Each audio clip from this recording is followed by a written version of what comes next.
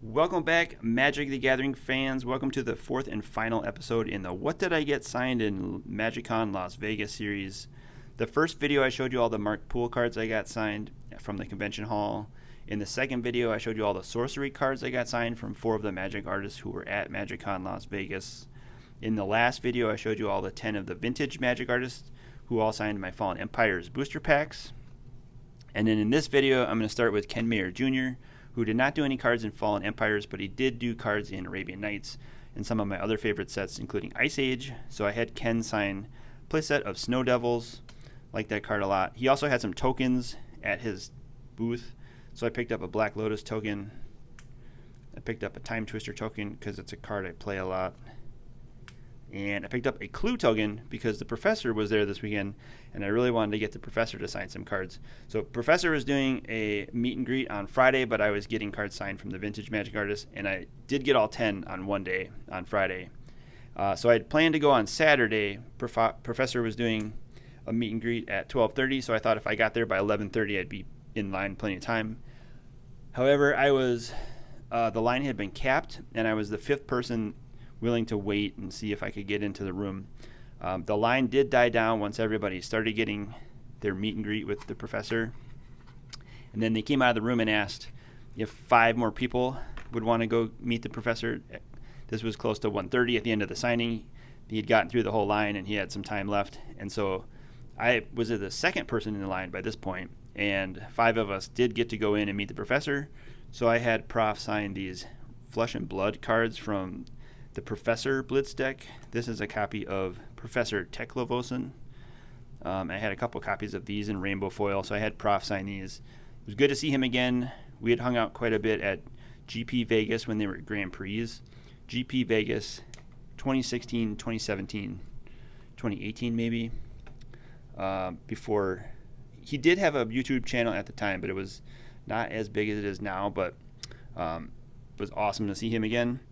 After the Professor signing, I was on the home stretch, so I got a few more artist signed things, including some cards from Alex Brandwin, who's one of my favorite artists. I picked up a artist proof of Waterwind Scout, which was a card that I had signed at the last convention in Chicago, but she didn't have any of the Ixalant proofs yet, so I picked up this proof to go with those cards. And then I had her sign one of my favorite cards, which is Change the Equation. This was from March of Machines, so I had a playset, almost a playset in blue here.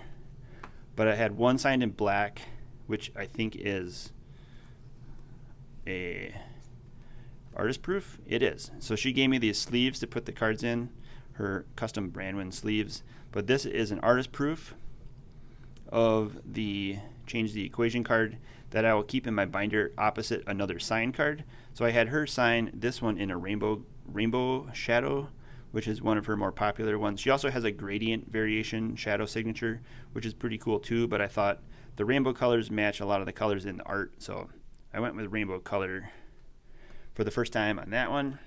Right behind her across the aisle was Brigitte Roca. So I had found this copy of Lightning Bolt Secret Lair that I could not find in MagicCon Chicago, and I had Brigitte sign it in red. She likes to sign this card in red, and it looks just pretty hot. So that's now going into the collection. After Brigitte, I met up with RK Post, who I get cards signed by a lot. RK Post did the Avatar of Will in, what was that, like Odyssey, I think, or Prophecy? Probably Prophecy. I think I pulled this when I was looking for Ristic Studies. So I had RK sign that copy, plus some more Thought Vessels. And he does number and serialize the Thought Vessels, so he's up to number 943 on the Thought Vessels. I had him sign a number of these counterspells from Commander Masters. He is serializing the borderless counterspells. He's up to number 2,533 is what this one was. So I got a couple copies of that, and then some in foil. He's also serializing the foil cards. These are number 557 to 561. So I had 5 copies of Counterspell foil, signed by RK. That was cool. The last but not least modern Magic artist that I got signed was Phil Stone, who did Ancient Copper Dragon from the Commander Legends Battle for Baldur's Gate set. So this is the Artist Series card that I had Phil sign. And I got a set of these. The Charcoal Diamond, Fire Diamond, Marble Diamond, Moss Diamond, Sky Diamond, signed in silver, and one copy of Stone Rain, Lightning Bolt. Not Stone Rain, Lightning Bolt in a shadow signature with red. Thought that was pretty cool. So those are all the cards I got signed from the more recent artists.